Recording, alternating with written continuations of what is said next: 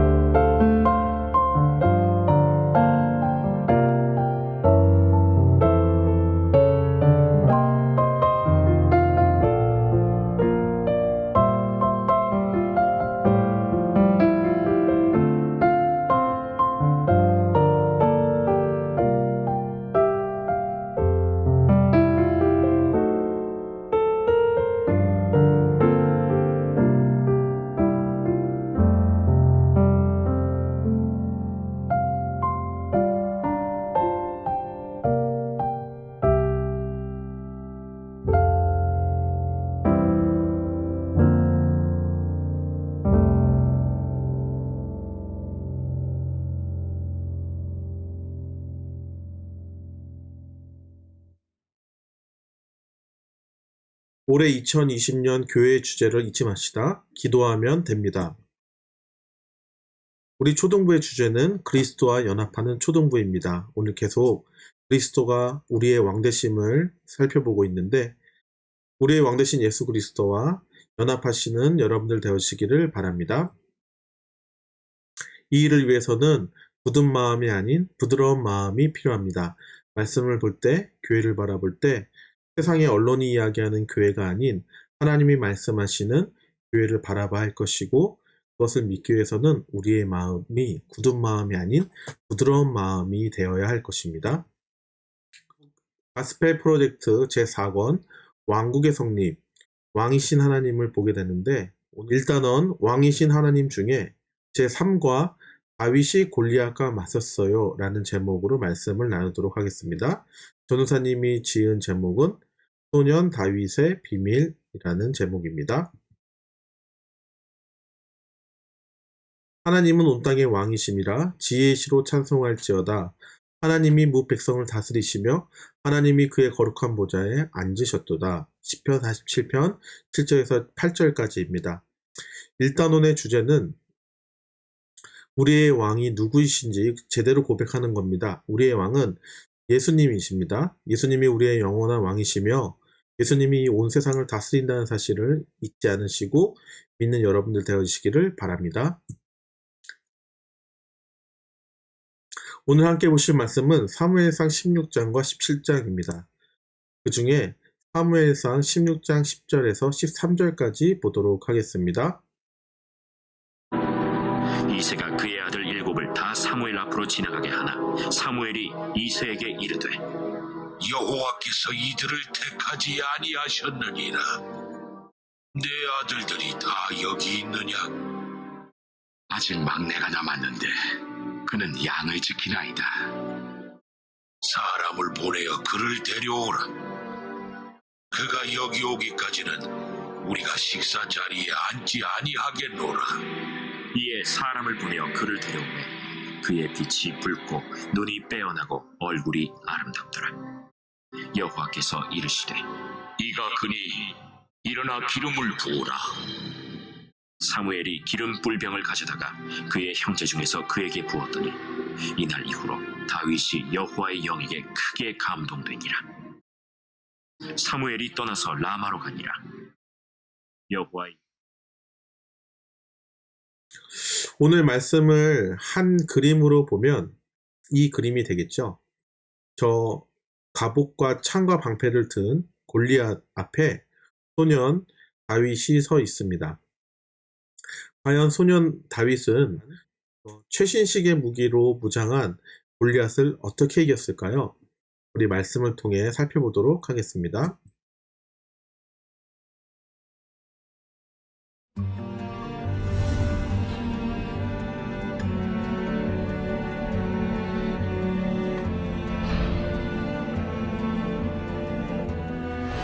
사울은 이스라엘의 왕이었지만 하나님께 순종하지 않았어요. 그래서 하나님은 이스라엘의 새로운 왕을 주기로 계획하셨죠.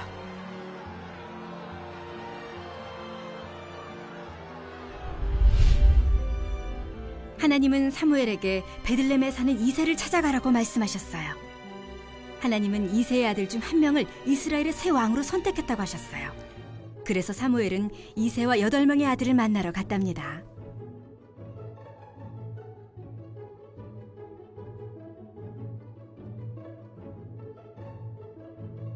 이새의 첫째 아들은 키가 크고 잘생긴 사람이었어요.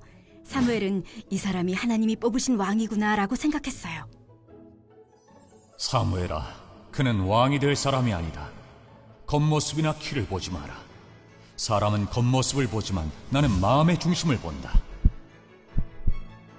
이새의 아들들이 한 명씩 차례대로 사무엘 앞을 지나갔어요. 하나님은 그들 중 아무도 뽑지 않으셨어요. 아들들이 모두 온 것입니까? 사무엘이 이새에게 물었어요. 막내 다윗이 지금 양들을 돌보고 있습니다. 이새는 사람을 보내 다윗을 데려왔어요. 다윗이 들어오자 하나님이 사무엘에게 말씀하셨어요. 저 아이가 맞다. 사무엘은 하나님이 왕으로 선택하신 사람이라는 표시로 다윗에게 기름을 부었어요. 하나님의 영이 다윗과 함께 하셨어요. 사무엘은 집으로 돌아갔어요. 한편 사울은 나쁜 영에 시달리고 있었어요. 신하들은 사울이 아름다운 음악을 들으면 기분이 좋아질지도 모른다고 생각했어요. 한 신하가 이새의 아들 다윗을 불러 하프 연주를 시켜보자고 제안했어요. 다윗은 사울이 고통받을 때마다 그에게 와서 하프를 연주했고, 다윗의 연주를 들은 사울은 기분이 좋아졌어요. 그러던 중 이스라엘의 적인 블레셋이 전쟁을 걸어왔어요. 사울은 군대를 모아 전쟁을 치를 준비를 했어요.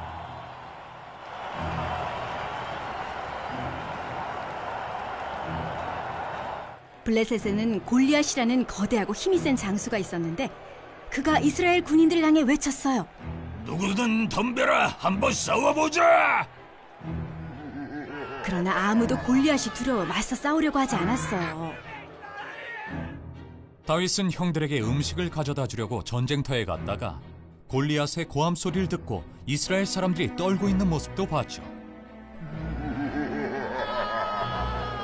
다윗은 자기가 싸우겠다고 나섰어요. 사울은 어떻게 골리앗과 맞서겠냐며 다윗을 막았죠. 다윗은 양을 지킬 때 사자나 곰도 쓰러뜨렸던 것처럼 하나님이 구해주실 것이라고 말했어요. 사울은 다윗에게 자신의 갑옷을 주었지만 그것은 너무 크고 무거웠어요. 다윗은 갑옷을 벗고는 근처 시냇가로 조약돌 몇 개를 주워왔죠. 다윗이 가진 무기는 조약돌 5개와 물매가 전부였어요. 골리앗은 다윗이 어린 소년인 것을 보고 놀렸어요. 너는 칼과 창과 단창으로 내게 나오지만 나는 네가 모욕한 하나님의 이름으로 나간다. 하나님이 너희 모두를 우리 손에 넘겨주실 것이다. 다윗은 골리앗을 향해 달려가며 물매로 돌을 던져 그의 이마를 맞췄어요. 골리앗은 앞으로 고꾸라졌어요. 다윗이 골리앗을 죽였죠.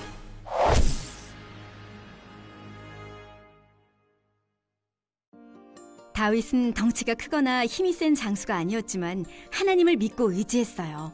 하나님은 다윗에게 힘을 주셨죠. 하나님이 예수님을 이 땅에 보내셨을 때 예수님도 강한 장수처럼 보이지 않았어요. 하지만 예수님은 십자가에서 죽으시고 부활하셔서 죄인들을 구원할 능력을 보여주셨어요. 소년 다윗에게는 비밀이 있었습니다. 크게 3가지를 볼 것인데요. 첫 번째, 언컨택트의 삶을 살았고 최신 트렌드에 의지하지 않고 살았습니다. 그리고 소년 다윗은 영성사회에서의 승리하는 비법을 알고 있었습니다. 이 3가지의 주제를 말씀에서 찾아보면서 함께 은혜를 나누는 시간 되어지기를 소망합니다. 첫 번째, 소년 다윗의 비밀, 언컨택트 시대를 살았던 다윗입니다. 사무엘상 17장 31절부터 37절까지 볼 건데요. 성경에 기록된 소년 다윗의 삶은 어땠을까요? 사무엘상 16장을 보면 사사 사무엘이 이새의 집에 와서 사울을 대신할 왕을 세우는 장면이 나옵니다. 이새의 아들 중 7명의 아들들을 살펴봤지만 그 누구도 선택한 사람이 없다는 것을 알게 됩니다. 11절, 또 사무엘이 이새에게 이르되 내 아들이 다 여기 있느냐? 이새가 이르되 아직 막내가 남았는데 그는 양을 지키나이다 라고 이야기합니다. 당시 다윗은 형들에 비해서 굉장히 작았고 당시의 풍습에 따라서 어린아이는 사람의 수에도 들지 못했던 사람으로 취급받지 못했던 시대였기 때문에 다윗이라는 이름으로 불리지 못하고 막내라고 불리우게 됩니다. 목동으로 일을 한다는 것은 매우 하찮은 일로서 어린아이나 노예가 감당하는 일이었습니다. 다윗은 7명의 형에 비해서 존재감이 없는 그런 사람이었던 것이죠. 하지만 다윗은 아버지 이새의 양을 잘 지켰던 소년이었습니다. 나중에 사울왕 앞에서 고백하였던 자신을 소개하고 자신의 신앙을 고백한 모습을 보면 17장 34절입니다. 다윗이 사울에게 말하되 주의 종이 아버지의 양을 지킬 때 사자나 곰이 와서 양떼에서 새끼를 물어가면 내가 따라가서 그것을 치고 그 입에서 새끼를 건져내었고 그것이 일어나 나를 해하고자 하면 내가 그 수염을 잡고 그것을 쳐 죽였나이다. 그 맹수의 입에서 양새끼를 건져내고 그 맹수가 다윗을 해치려 했을 때 그 맹수의 수염을 잡아 쳐 죽였다는 이야기가 나옵니다. 그만큼 책임감 있게 자신이 맡은 일을 잘 하였었는데 그 중에 가장 중요한 부분은 무엇이냐면 그가 그런 용기를 낼 수 있었던 것은 하나님이 그와 함께 하셨음을 믿었기 때문입니다. 17장 37절입니다. 또 다윗이 이르되 여호와께서 나를 사자의 발톱과 곰의 발톱에서 건져내셨은즉 네, 이 말씀을 봤을 때 다윗은 자신이 있는 곳, 자신이 처한 곳에서 하나님이 지켜주신다는 믿음을 가지고 살았던 사람이었습니다. 그렇기 때문에 블레셋의 장수 골리앗 앞에서도 기죽지 않고 나아갈 수 있었던 것입니다. 우리는 이 말씀이 어떻게 적용이 돼야 될까요? 특별히 정말 우리 코로나19 사태가 짧지 않을 것 같습니다. 이번 주에도 우리 안양 군포 지역에 많은 확진자들이 나와서 오늘 예배에 많은 고민과 생각을 하셨을 것 같은데요. 어떻게 보면 이 지난 한 달 전에 말씀을 나눴던 언컨택트의 삶, 서로 만나지 못하는 비대면의 삶을 보면 소년 다윗이나 우리 현대교회가 마주하고 있는 상황이 매우 비슷하다고 생각이 되어집니다. 요즘 현대교회를 바라보고 언론이나 사람들이 하는 이야기를 보면 마치 말썽꾸러기의 아이를 바라보고 잔소리를 하듯이 이야기하는 것들을 보게 됩니다. 소년 다윗이 목동으로서 양을 칠 때도 그랬었고 아버지의 심부름에 따라서 그의 전쟁을 참여했던 그의 형들에게 먹을 것을 들고 갔을 때도 마찬가지였습니다. 소년 다윗은 하나님의 이름을 망령되이 일컬었던 블레셋 백성들의 그 고함 소리에 분노하여서 나아가려고 했지만 그 이스라엘 병사들과 다윗의 형들은 말렸다는 거죠. 현대교회에서도 마찬가지입니다. 지금 많은 사람들이 하나님의 이름을 망령되이 일컫고 있는데 그리고 우리의 예배에 대해서 많은 이야기를 하고 있는데 우리 주위의 사람들, 심지어 우리의 믿는 사람들조차도 신앙이 좋다고 말씀하시는 분들조차도 교회가 지금 뭘 할 수 있어? 라는 그런 걱정된 눈빛으로 자신들의 교회를 바라보고 있다는 것이죠. 매우 유사한 상황을 말씀을 통해서 발견할 수 있습니다. 우리 한 달 전에 말씀을 본 대로 우리 언컨택트, 만날 수 없는 시대에 우리는 어떻게 살아야 된다고 전사님 말씀드렸나요? 네, 그렇습니다. 우리가 누구인지 알고 우리가 복음을 들고 하나님이 선택하신 사람들을 만나 적극적으로 복음을 전해야 한다는 사실을 말씀을 드렸습니다. 그런데 그 당시 이 복음을 전하는 일은 어떻게 해야 될지에 대한 부분들을 자세하게 말씀드리지 못했는데 오늘 말씀을 통해서 이 셀프 컨택트, 스스로 연결되어지는 것, 우리가 하나님과 어떻게 연결되어야 되고 우리 주위의 사람들과 어떻게 연결되어야 될지를 오늘 말씀 이야기하고 있는 것들을 보게 됩니다. 그 힘, 서로 연결될 수 있는 어디로부터 올 수 있는 것일까요? 그것은 바로 우리가 방금 본 말씀 사무엘상 17장 34절에서 37절의 말씀이 우리에게 적용될 수 있는 말씀이라 생각됩니다. 비록 목동으로서 어린 아이로서 아무것도 할 수 없는 다윗이었지만 다윗이 맹수와 맞서서 당당히 싸울 수 있었던 것은 다윗과 함께 누가 계셨기 때문입니까? 바로 여호와께서 함께 계셨기 때문입니다.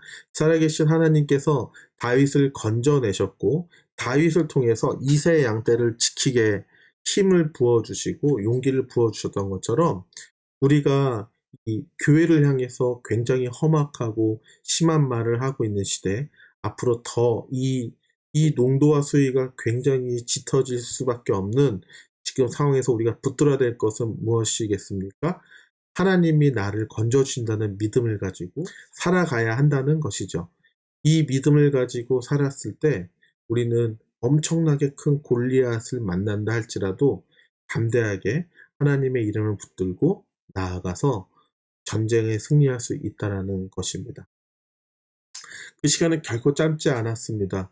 그냥 한두 번 정도 목동으로서 그 일을 감당했던 것이 아니라 그의 소년의 시간 내내 자신의 맡은 바 자리에서 하나님을 경험하고 하나님의 일하심을 다윗은 바라봤다는 것이죠. 이 경험이 결국 골리앗을 이길 수 있는 힘이 되었던 것입니다. 두 번째입니다.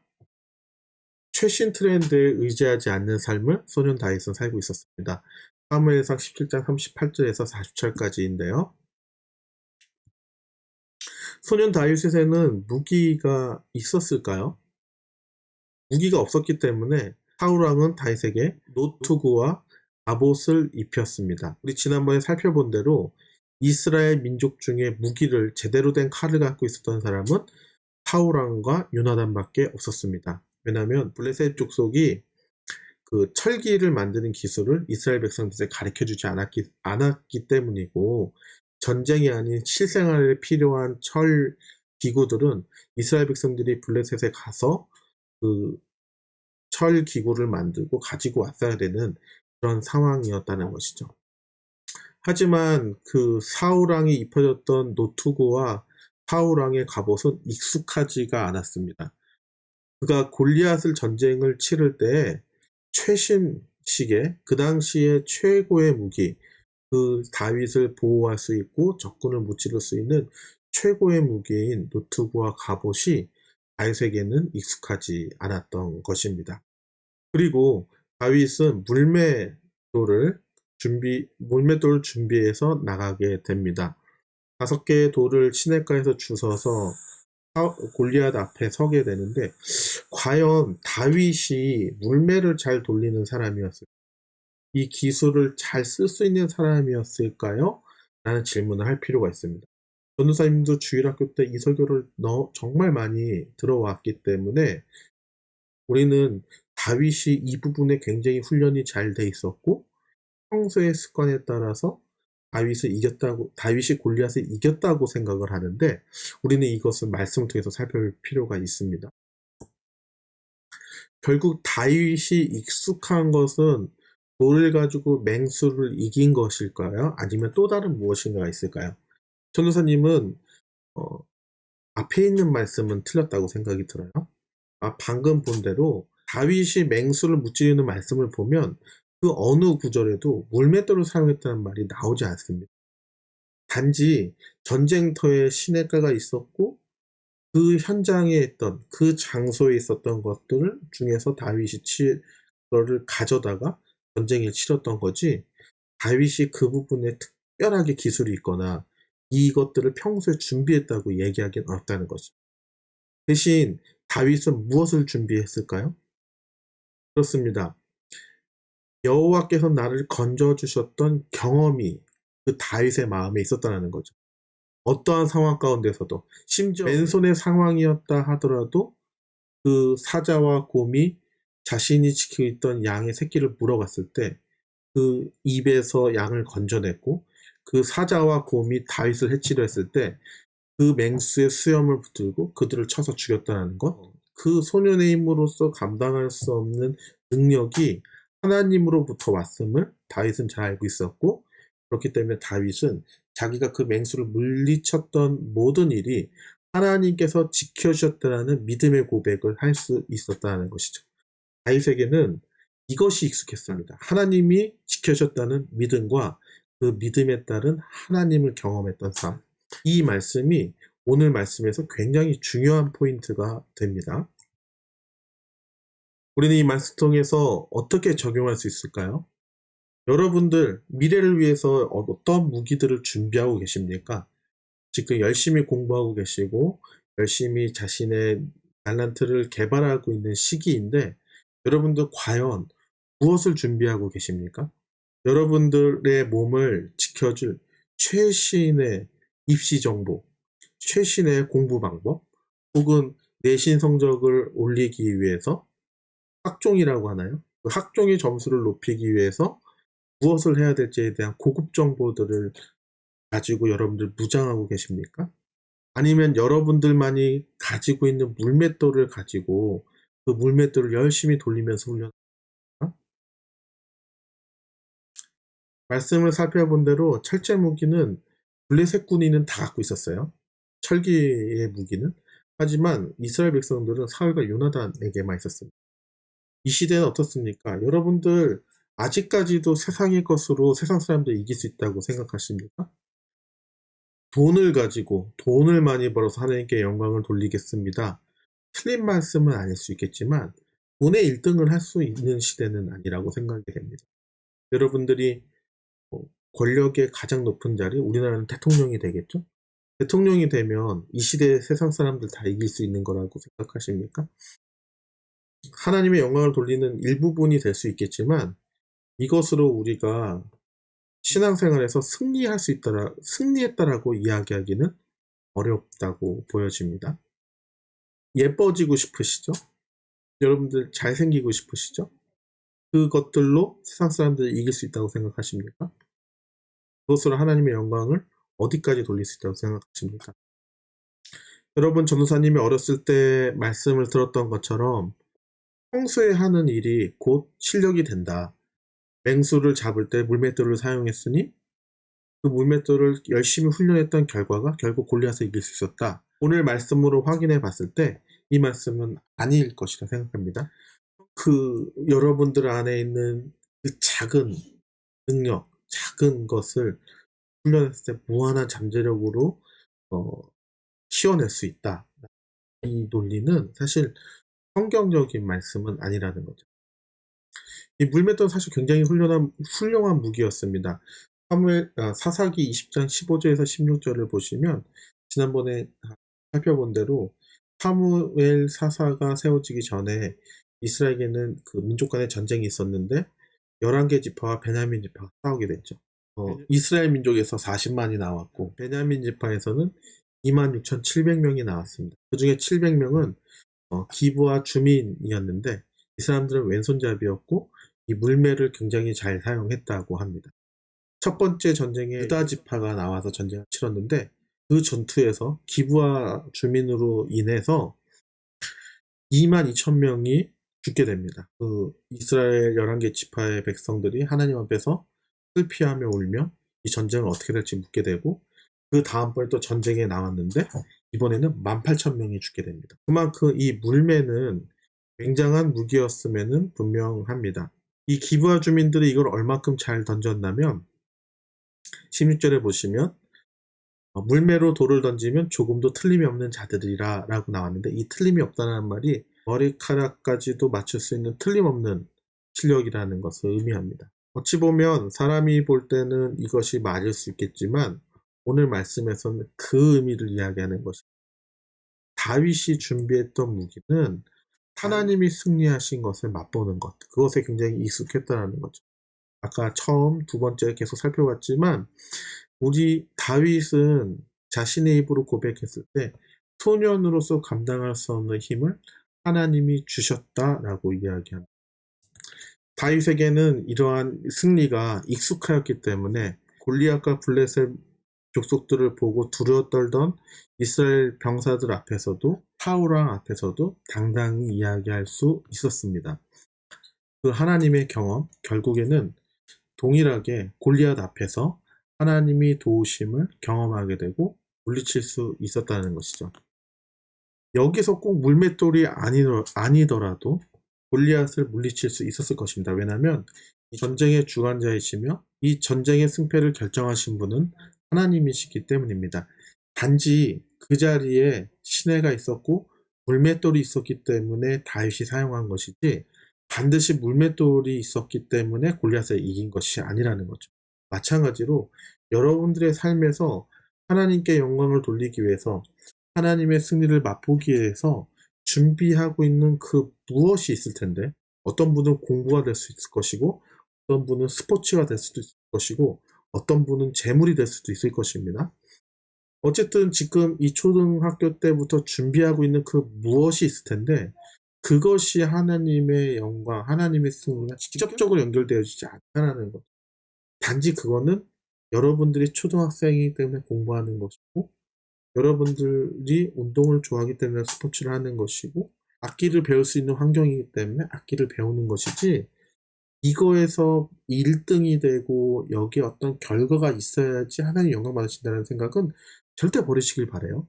우린 그것보다 더 중요한 것이 있다면 준비되어지는 과정, 또 어떠한 승부와 어떠한 무엇을 결정하는 과정이 있어서 누가 이 모든 것들을 결정하고 계신다? 맞습니다. 하나님이 결정하신다는 거예요. 하나님이 바라봐 주시고 하나님이 책임져 주시고 하나님이 여러분을 붙들고 계신다는 것, 그것이 우리가 이 땅을 살아갈 수 있는 최고의 무기라는 거죠. 이 일을 위해서는 여러분들이 초등학생이라고 선할 것이 아니라 지금부터 신앙생활 안에서 말씀을 가지고 우리가 씨름해 볼 필요가 있다는 거죠. 말씀대로 살아봤을 때 하나님께서 주어주시는 결과, 말씀대로 우리가 절제하고 타협하지 않고 말씀 그대로 살아가기를 노력하는 훈련들을 했을 때 주어주시는 하나님의 선물, 이것들이 경험되어졌을 때 여러분들이 성장하고 여러분들이 어른이 됐을 때도 똑같은 삶을 살 수 있다는 것이죠. 에이, 저는 대학 가고 할 거예요. 저는 직장 얻고 할 거예요. 택도 없습니다. 정말 1도 할 수 없습니다. 초등학교 때부터, 지금 초등학교 때부터 말씀을 붙들고 말씀으로 열매 맺는 삶을 경험하지 않으신다면 어른이 돼서도 그 하나님이 주시는 열매, 그 결과를 맛볼 수가 없습니다. 오늘 말씀도 보십시오. 다윗이 누구입니까? 소년입니다. 어른이 아니었다는 거죠. 하나님 앞에서는 어른과 아이가 구별되는 것이 아니라 지금부터라도 하나님이 우리에게 무엇을 말씀하시는지, 우리의 삶에서 어떠한 승리를 주시려 하시는지 말씀 안에서 발견할 수 있어야 합니다. 이것이 여러분들의 미래를 준비할 수 있는 최고의 무기이며 백전백승의 비법이 되는 것입니다. 세 번째, 소년 다윗에게는 이 영성사회에서 어떻게 이길 수 있는지 이 승리의 비법을 아는 다윗이었습니다.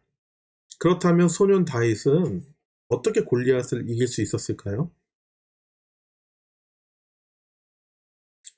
굉장히 중요한 부분인데, 다윗은 철제 무기를 사용하지 않았습니다. 어떤 무기를 사용했죠?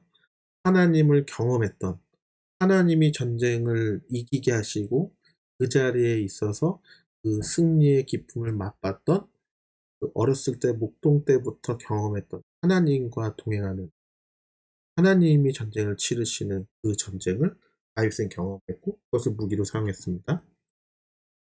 이 당시의 전쟁은 단순히 나라와 나라의 전쟁이 아니라 신들의 전쟁이었어요. 우리 43절과 45절을 보시면 블레셋 사람 그 골리앗이 나와서 다윗에게 뭐라고 얘기합니까?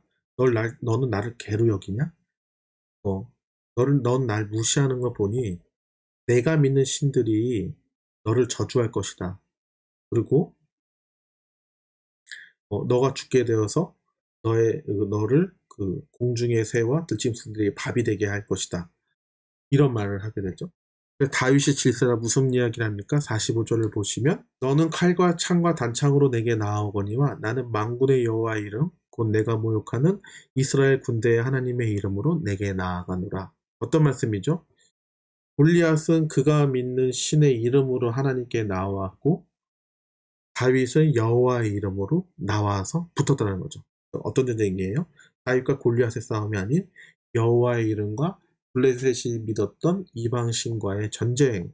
다윗을 통해 하나님이 이 전쟁을 승리하셔야 됐었던 이유는 두 가지였는데, 첫 번째, 오늘 여호와께서 너를 내 손에 넘기시리니 내가 너를 쳐서 내 목을 베고 블레셋 군대의 시체를 오늘 공중의 새와 이스라엘 땅 짐승에 주어 온 땅으로 이스라엘에 하나님이 계신 줄 알게 하겠고, 이스라엘에 하나님이 계시다, 이스라엘을 다스리시고 이스라엘 지키시는 분이 하나님이시다는 것들을 블레셋 민족이 알게 하기 위해서 이 전쟁이 있다라는 것. 그리고 두 번째, 하나님의 구원하심이 너희들이 믿고 있는 칼과 창이 있지 않다. 어디에 있다? 하나님에게 있다. 이 전쟁은 하나님께 속한 것인즉 하나님께서 너희를 이스라엘 민족에게 넘기시리라. 이 다윗의 고백은 이 시대를 살아가는 우리들에게 굉장히 중요합니다. 이 시대 또한 다윗이 치른 전쟁과 마찬가지로 하나님의 이름과 자신을 믿거나 혹은 자신이 믿고 있는 신들과의 싸움이 지금도 여전히 이루어지고 있기 때문입니다. 지금은 영성사회일까요? 국민일보 미션 라이프 성경이약 칼럼에 이창호 박사님의 글을 전사님이 보게 됐는데, 전사님이 항상 이야기했던 제3의 물결을 쓴 엘린 토플러가 말하기를 제5의 물결은 영성이다라고 전사님이 지난번에 말씀을 드리지 않습니까? 이창호 박사님도 똑같이 그 말씀을 인용하시면서 미래 사회는 영성의 시대가 오게 된다. 그렇기 때문에 하나님과의 깊은 교제를 갖고 있는, 그 교제할 수 있는 기도를 하는 사람만이 앞으로의 시대를 이기며 나아갈 수 있다. 이 앞으로 15년, 20년 후의 일인데 바로 여러분들의 시대예요. 지금 이 시대가 어떻습니까? 코로나, 죽음에 대한 두려움이 있고, 그것들을 지금 많은 사람들이 괜찮다 하지만 괜찮은 시대가 오기는 굉장히 어렵게 됐습니다. 죽음 앞에 섰을 때 우리는 무엇을 고민하게 될까요? 죽음 이후의 삶은 있을 것인가 없을 것인가. 죽음 이후의 삶이 없다고 생각하시는 사람들은 내 몸이 즐거우면 되고 내가 좋아하는 것들을 가지고 살면 된다고 생각하겠죠. 그것이 죄건 죄이지 않고, 성경에서 하지 말라고 하던 하라고 하던 상관없이 내가 좋으면 좋은 거라고 이 땅을 살아가게 되죠. 지금이 딱 요 시대까지인 거고, 근데 정말 이 생활이 반복되어지면 죽음이라는 두려움 때문에 절대자를 찾게 되는데, 과연 절대자는 누구인 것인가? 어떤 이 세상의 수많은 신들인가? 아니면 말씀에 기록된 우리가 믿고 있는 그 하나님이 진짜 하나님이신가? 이 충돌이 있게 되어지고 심지어 이것들이 종교 전쟁으로까지 이어진다라고 주장을 하십니다. 지금 이분의 글에 의하면 정보화 시대 끝났다. 이제는 창조화 혁신의 시대다. 여러 저명한 미국의 학자들이 지금 영성 시대를 예측하고 있다라는 글들이 나오고요. 그리고 영성 사회가 돌았기 때문에 영혼이 무엇인지에 대해서 사람들이 관심을 갖기 시작했고, 지금 특별히 미국에서는 미국의 대형 서점을 가면 이 영혼에 관련된 영성을 다루는 코너가 따로 마련되어 있다는 거죠. 우리나라는 90년대만 하더라도 기독교 서적이 굉장히 유행했었습니다. 많은 사람들이 읽었었는데 세기 말 2000년이 넘어가고 나서 그것이 점점 줄어들게 되면서 이제 어느 서점을 가나 성경 정도를 파는 칸만 마련되어 있지 기독교 서적이 이렇게 많이 판매되지 않습니다. 근데 지금 어떻다고요? 미국은 이 영성의 삶이 무엇인가에 엄청난 관심을 갖고 여기에 책들이 엄청나게 나오고 있다는 거죠.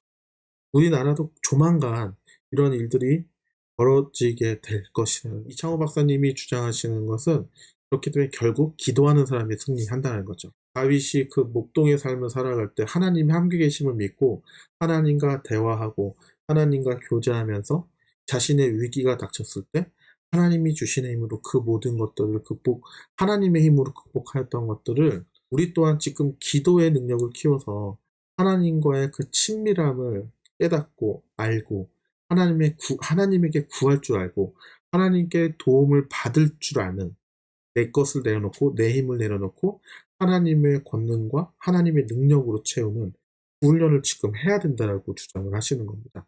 그래서 결국 이 시대의 마지막의 리더들, 여러분 15년, 20년 뒤에 여러분 시대의 리더는 어떤 사람이 될 것이냐? 하나님의 형상, 사람이 바라봤을 때 하나님의 형상이 느껴지는 사람.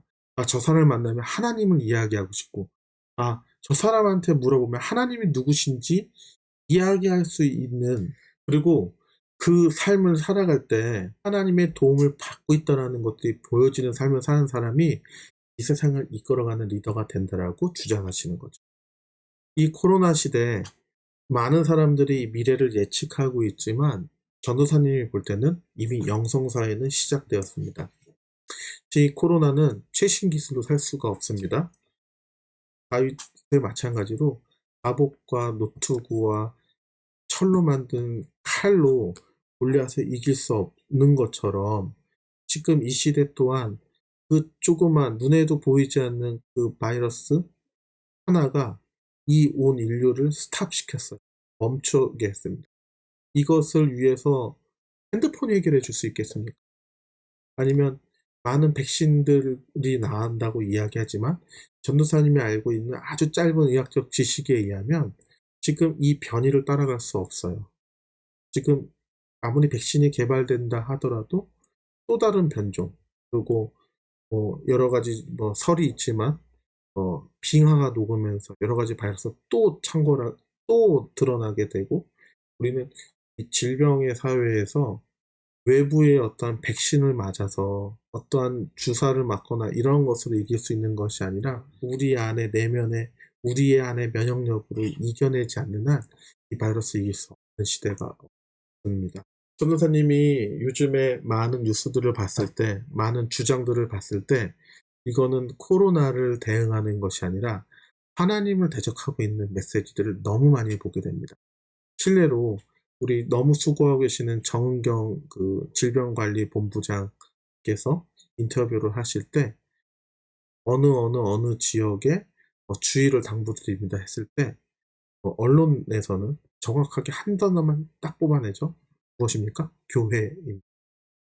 심지어 최근에 일어난 코로나 사태에서 부천에 일어났었던 그 교회는 에녹교라고 해서 자신들이 죽지 않고 들림을 받을 수 있다라고 믿는 신흥 이단 종교의 그 교회라는 이름의 간판을 갖고 있거든요. 거기서 지금 부천에서 엄청난 확진자들이 나오고 있는데 언론에서는 그 사실을 알려주지 않고 있어요. 여러분들도 전도사님도 최근까지 그 일을 모르지 않았습니까? 아, 교회에서 벌어진 일이구나 라고 생각했는데 알고 보니까 이것은 거짓 성경을 가리키고 있는 그룹에서 일어난 일이라는 거죠. 뿐만 아니라 이태원의 사건들도 마찬가지. 지금 너무나 다방면 다양한 쪽에서 이런 일들이 일어나고 있는데 이것들을 간단히 정리해보면 하나님의 편에 속한 자와 하나님의 편에 속하고 싶지 않은 사람들과의 다툼과 전쟁이 코로나 이름으로 이루어지고 있다는 거죠.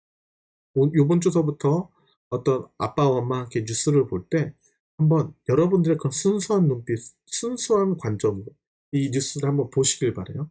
하나님의 편에 서서 이야기하는가? 아니면 하나님을 믿지 않게 하기 위해서 뉴스들이 나오고 있는지, 이 다윗이 골리앗을 어떻게 이겼는지에 대해서 제대로 설명하기 위해서는 오직 개혁주의만이 가능합니다. 조금 어려운 말일 수 있는데 우리 교회가 믿고 있는 대한예수교 장로회 합동 측에 있는 교회를 개혁주의라고 합니다. 칼빈이라는 종교개혁자가 가톨릭의 잘못된 가르침에 대응해서 오직 성경으로 돌아가자라는 주장을 갖고 종교개혁을 일으켰는데 그 종교개혁을 믿고 따르는 그룹이 바로 우리 교회가 속한 대한예수교 장로회 합동 측입니다.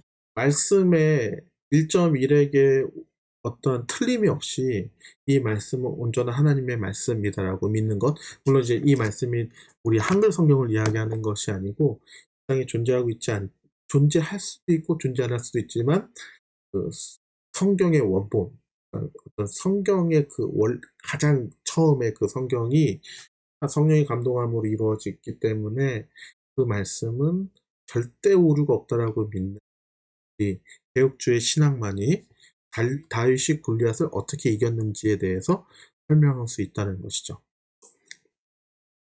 이 말씀은 곧 방금 다윗이 고백한 대로 믿는 자들에게 하나님이 계신다.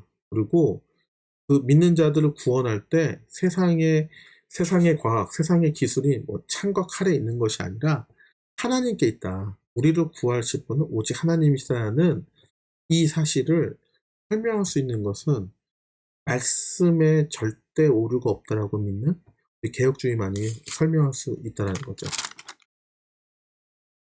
말씀을 정리를 해보면 소년 다윗에게 비밀이 있었어요. 그 비밀은 무엇입니까? 영성사회에서 승리할 수 있는 방법을 알고 있었다는 거죠. 여러분, 소년이신 여러분, 소녀이신 여러분, 여러분들에게도 이 비밀이 있으시길 바랍니다. 크게 세 가지를 봤죠. 언컨택트에서 셀프 컨택트 하는 것. 세상은 지금 계속 만나지 말라고 합니다. 계속 이 사람이 죽던 말든, 이 사람의 사업이 어땠든, 이 사람이 어떻게 먹고 사는 건 중요하지 않고 어떠한 이유와 어떠한 목적에 의해서 너희들은 서로 만나지 말아라.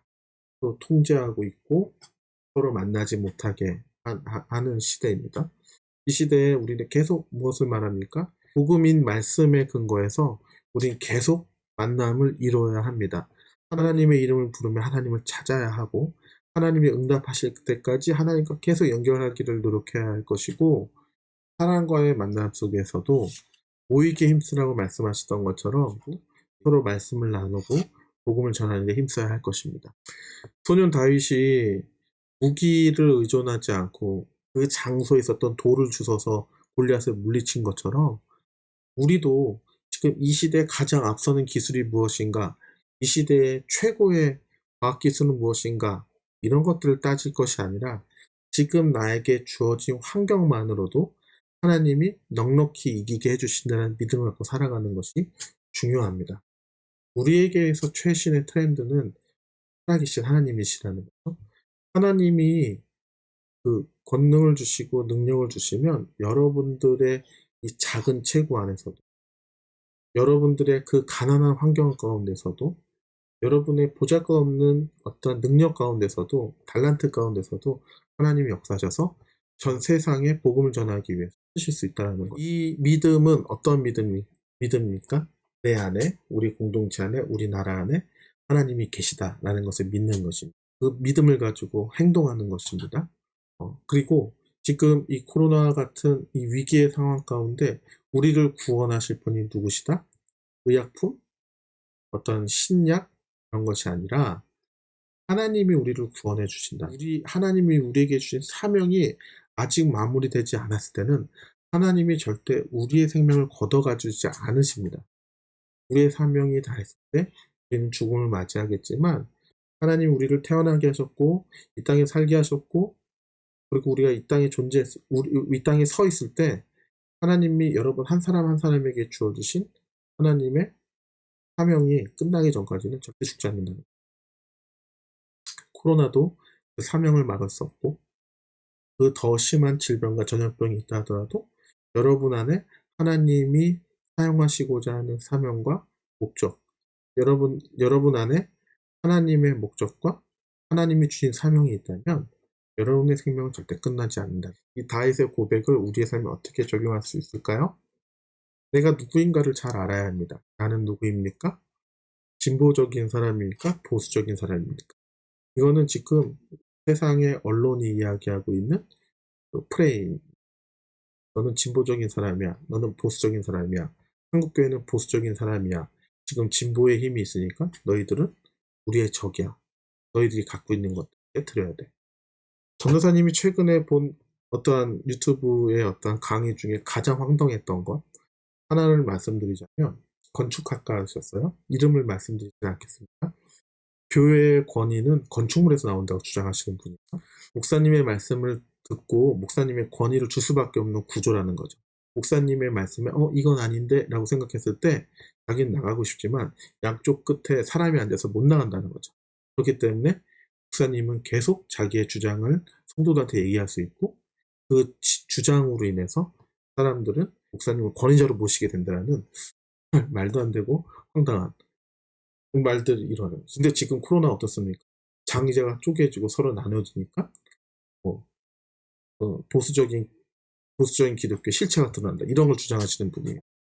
우리는 진보 쪽에서 혹은 보수 쪽에 속하도록 강요받고 있는 시대입니다.